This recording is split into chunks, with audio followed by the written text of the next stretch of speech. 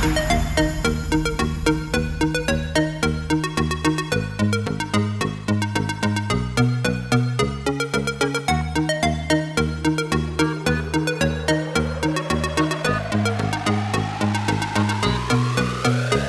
happening, guys? My name is Colorado Dual Sport, and this week we're going to get into the top 5 things you need to know when heading out to ride Moab, Utah.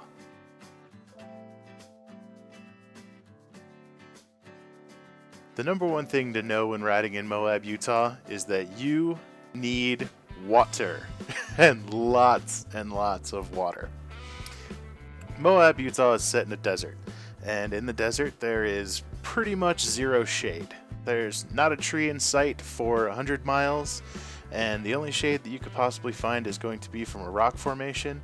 And during the summer, the temperatures can get well above 100 degrees, and the sun is just relentless.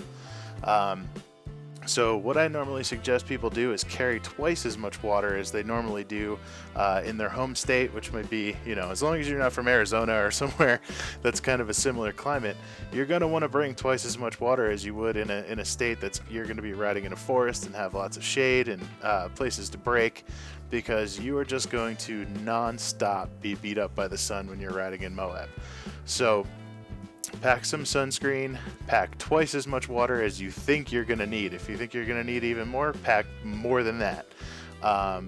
Definitely pack a really good first aid kit because you're going to be getting into some very remote areas. Moab, you literally can ride for 100 miles and not see another soul. Some of these trails get into places where it might even be difficult to extract you if you have an injury and need to call for a helicopter or get your bike out. I know that when we rode White Rim Trail with the Dual Sport Moto Vloggers, Mr. Duff Actor had one of his bikes fail, and they literally drove down White Rim Trail. Took them all night to get to the bike in a pickup truck and then get the bike back out.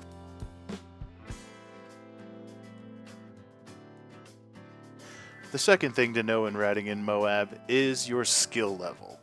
This is very important, so please take note. There are all types of terrain in Moab. It goes from desert, it goes to mountains, it goes from sand, it goes to sandstone, it goes to gravel roads.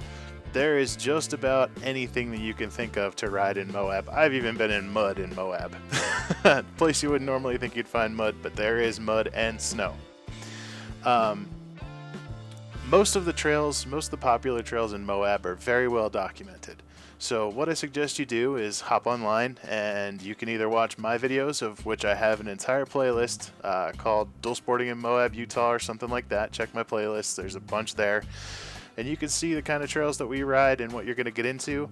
But there are trails that are way advanced, and you really have to be careful because some of those trails have obstacles that dual sport motorcycles just can't get over. I don't care if you're Jeremy Walker or Graham Jarvis. There's some stuff in Moab that is strictly made for four-wheel drive vehicles.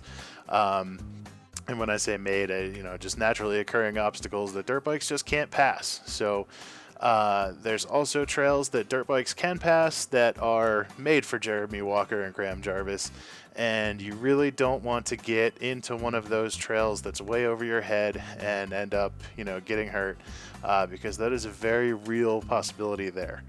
So when I say do some research, please, before you guys get on a trail and get in over your head and end up having to, hit that emergency button on your spot or whatever satellite rescue system you guys use, please do your research. Make sure you know what trails you're going to get into. There's some stuff for beginner riders. There's a ton of what I call fire roads, but fire road-esque type things that have are available for most four-wheel drive vehicles, but can offer a little bit of a challenge to the rider. There's White Rim Trail that Miss Stacy did as a novice rider. There's Spring Bottom Canyon that is more for novice riders, but they do have some tricky spots. You got to be on your toes and just know what you're getting into. As you can see here, I'm riding Fins and Things with the DSMV guys, and that's a pretty tough trail. It's rated as a a semi-easy trail there, but it's got some pretty steep climbs and it's got some pretty steep descents. It's got some really, really loose sand, some really deep sand. But overall, all the trails are very well marked. All the trails are very well documented. So if you do your research, you won't get in over your head and you'll have yourself a great trip.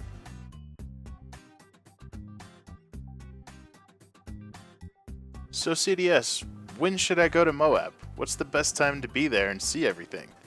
Well, it's funny you should ask that, because that's actually one of the biggest secrets of Moab. As I mentioned before during the water and first aid section, Moab is a desert, and it gets extremely, excruciatingly hot, and you just bake in the sun. So, this is actually a pretty important thing to know. Moab is a fall and spring destination. I like to go during the spring. I actually like to go twice a year, during the spring and during the fall.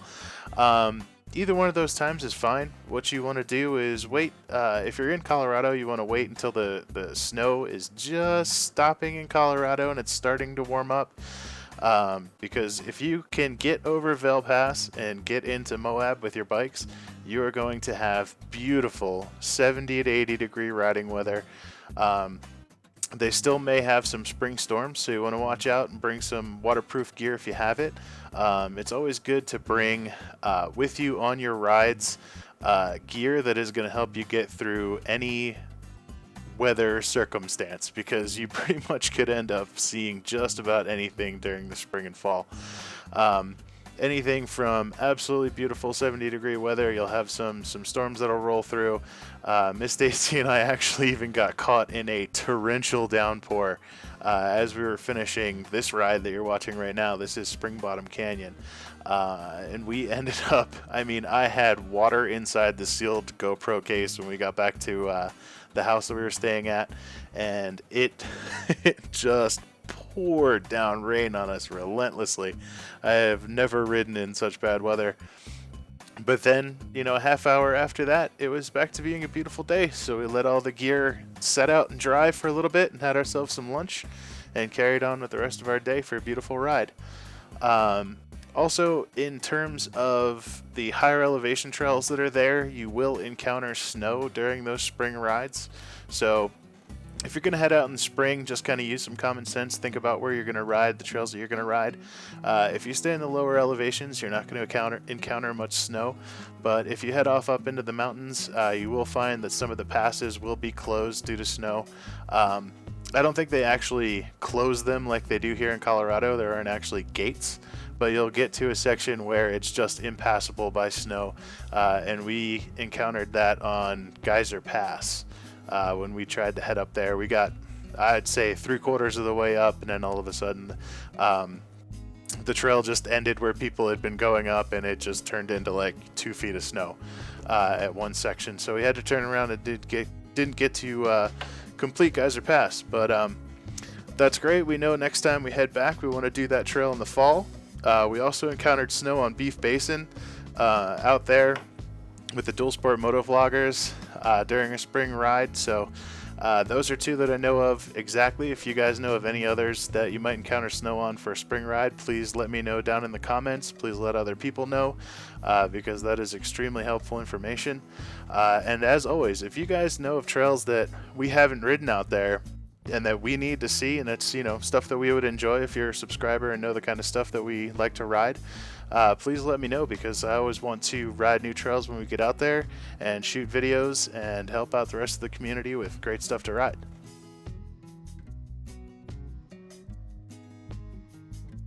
Now, I want to preface this one by saying that I absolutely love the town of Moab. It's a great place. It's got little shops, it's got little restaurants, it's a great place to go, great place to hang out, even a great place to take the family. The problem is there's some sketchy accommodations. When you're going to go to Moab, make sure you make your hotel reservations well in advance, because during the peak season, it can be really hard to find a room to rent if that's what you're going to be doing, renting a hotel room. And it also can get a little shady, if you know what I mean.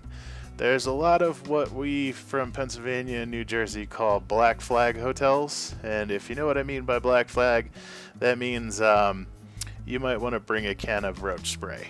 There are also some great hotels. Do your research, make sure you know where you're going, read the reviews for the hotels. I've seen a bunch of stories about bed bugs out of some of the smaller, lesser, well-kept hotels and motels. So really pay attention when you're making your reservations. Make sure you do your research there. That's just a friendly heads up. Miss Stacy is an absolute fanatic for doing research on hotels, and she has saved us more than once from staying in some sketchy places. And Moab, unfortunately, does have a couple. But as long as you do your research, you'll be just fine. If you're planning on camping, man, there's some beautiful camping out there. So do some research. You can pay to camp in certain places, and you can also do the rustic camping thing. Just know that you need to be prepared if you're going to do the backcountry camping, because there's not going to be any services, and you're going to be in the middle of nowhere. As long as you keep those things in mind, you're really going to enjoy your trip. I can guarantee you're absolutely going to love it.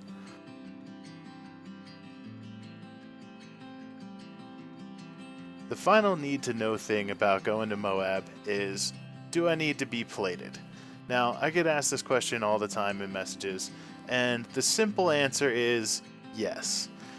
It just makes life easier, because there's a lot of county roads that connect the trails, and a lot of the trails are county roads if you don't plan to ride the super gnarly stuff. A lot of it's going to be these kind of backcountry roads, and a lot of them do require a license plate. Now, does that mean you absolutely have to have a license plate? And the answer to that is no, not at all. We went out there several times when Miss Stacy had her quad, and we had a blast. We never ran out of places to ride. The only requirement was she had to pay for a Utah OHV permit. And another piece of good advice is, if you have a plated dual sport, you do not need to buy an OHV sticker in Utah. In Utah, your license plate trumps an OHV sticker, and you can ride any trail, any place, anytime. As long as you have a license plate, you're just as good as vehicle. So that's good information to have. Like I said, it makes life easier to have a dual sport. And that's not just because I run a dual sport channel. That is me knowing personally from experience with Miss Stacy and her quad and other friends that have had unlicensed vehicles. When you go to places with unlicensed vehicles, you have to be prepared to trailer back and forth to every trail that you want to ride, every OHV area that you want to ride, and you have to be prepared to trailer in and trailer out in the morning, and it makes a huge hassle. So if you're dealing with somebody that doesn't want to get a dual sport, please feel free to play this section of this video for them. It is so nice to wake up in the morning, get ready, eat, then get dressed and jump on your bike and ride to the trails, especially in Moab, because the scenery is just amazing. Even when you're on pavement in Moab, you're just like, oh, in heaven the entire time you're there. It doesn't matter where you are. Even when you're in downtown Moab, you're still looking at these beautiful red cliffs up over, sprawling over the town. And then as you get into the backcountry, it just gets even more beautiful. So why would you want to be stuck in a car trying to pull a trailer to do that? It just doesn't make any sense. And it's also a big reason that Miss Stacy got her dual sport. And we've been out there, 2 or 3 times now with her dual sport, I think. And she completely agrees 100% that she wanted to learn to ride the dual sport just because it makes life so much easier. Even here in Colorado, we just ride right out of the garage and ride to the trails.